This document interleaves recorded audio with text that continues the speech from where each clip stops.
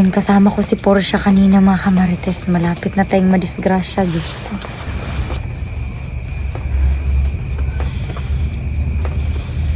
Ti, nakulbaan ba ako, ti? Nakulbaan ba ako? Okay ra ka? So, yan. What's up mga kamarites? And so, for today's video ay galing po tayo sa galing ako sa palengke mga kamarites. Bumili ako ng gamit ni Juno, like diaper. Kasi wala na siyang diaper. Maulan kasi ngayon. So, ayun, muntik pa tayong madisgrasya mga kamarites kasi walang brake yung motor ko mga kamarites. So, yun, kasama ko si Portia kanina mga kamarites. Malapit na tayong madisgrasya, Diyos ko.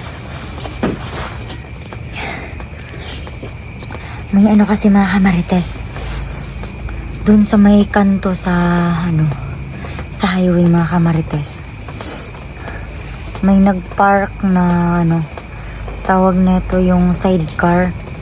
Hindi ko na malayan mga kamarites na may sasalubong pala sa amin ng motor, kaya malapit kong mabangga yung motor mga kamarites. Galit na galit yung yung driver.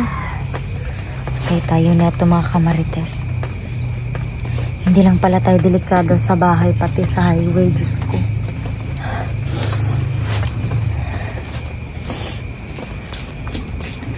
So, nandito si Portia mga kamarites. Kumusta ka? Mabuti na lang at hindi ka na, disgrasya. Wala ka na, ate? Wala ka na unsa? Dito ka Junok. Ay, dara ka. Sige, dara ka. Kuyogi ko. Kay mahadlok ko diri sa gawas.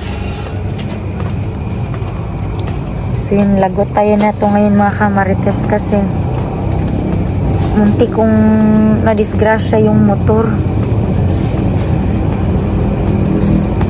Yun, wala kasing signal light, walang brake yung motor ko mga kamarites, and then nagmamadali ako sa pag-drive kasi nga gabi na.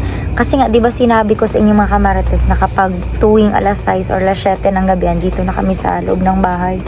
So yun, sa pagmamadali ko mga kamarites, muntik na tayong madisgrasya. Diyos ko. Okay ra ka, te? Okay ra? Sure ba? Wala yung sakit sa imo ha? Wala yung masakit sa katawan mo? So yun, Diyos ko, liblib tong lugar namin mga kamarites. Kaya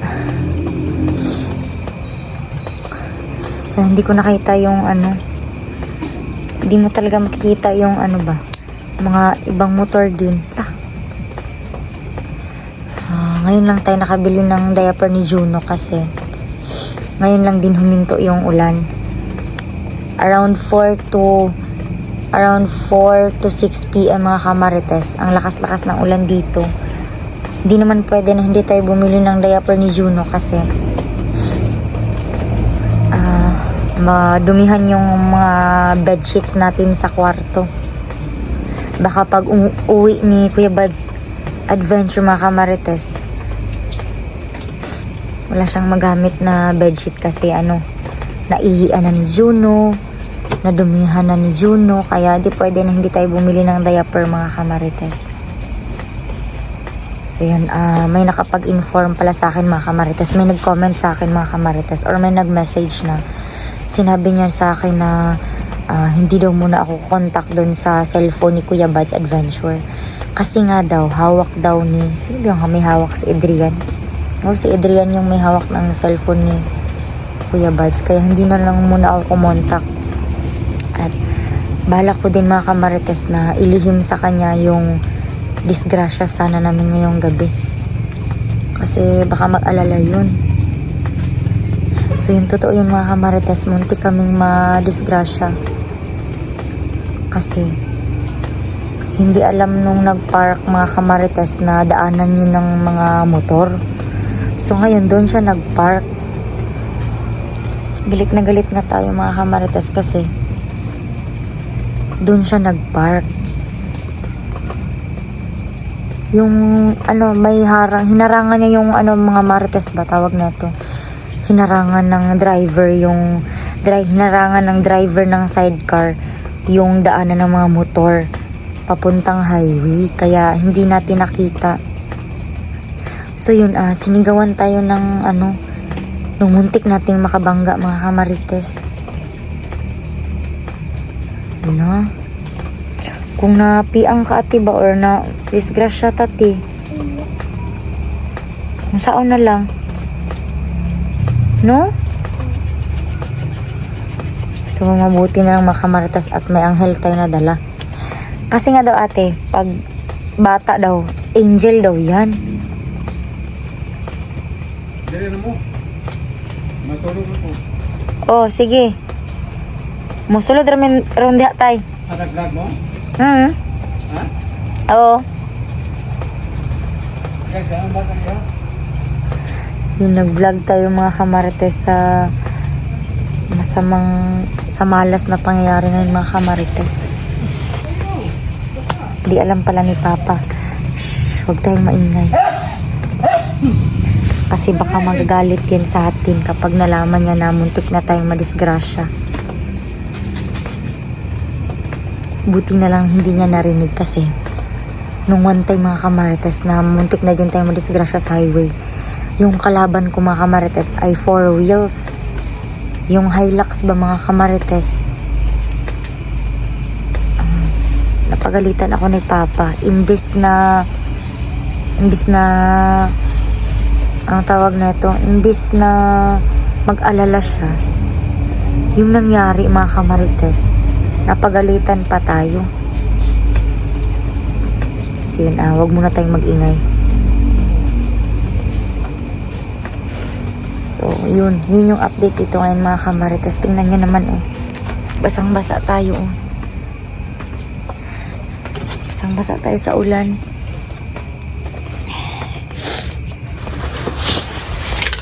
Mabuti na lang talaga mga kamarites at hindi tayo nasagasaan o nadisgrasya, kasi seryoso po talaga yung madisgrasya ka.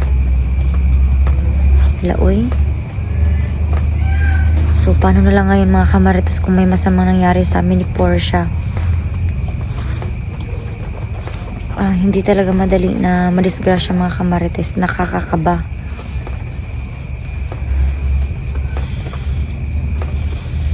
Ti, nakulbaan ba ako, ti? Nakulbaan ba ako? Okay ra ka? Si tatay, hinihintay kami na pumasok. Oh, Diyos ko. Siguro pag nadisgrasya kami ngayong gabi. Ikaw, dula isa si Juno. Kay nagpa-relieve pa ko sa kong stress.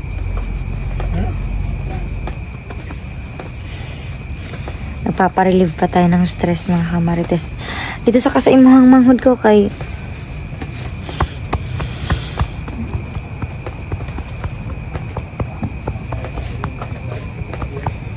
sige na ate. So next time na magmamaneho tayo, dapat ay mag-ingat tayo mga marites. Diyos ko.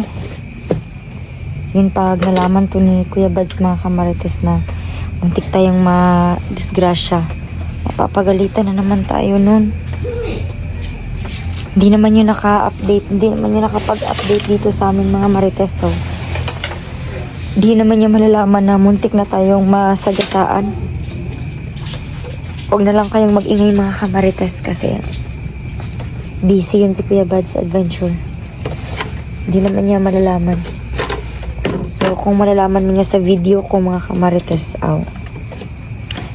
yun, muntik na si Kuya Bads na maging single dad. Diyos ko naman sana. Kasi may Juno pa tayo na naalagaan mga kamarites. Diyos ko. Diyos ko Lord. So yun, hindi na yun maulit mga kamarites. So time check natin ngayon mga kamarites, 7:27. 7:27 na mga kamarites. So yun, magbabantay tayo dito ngayon sa paligid mga kamarites.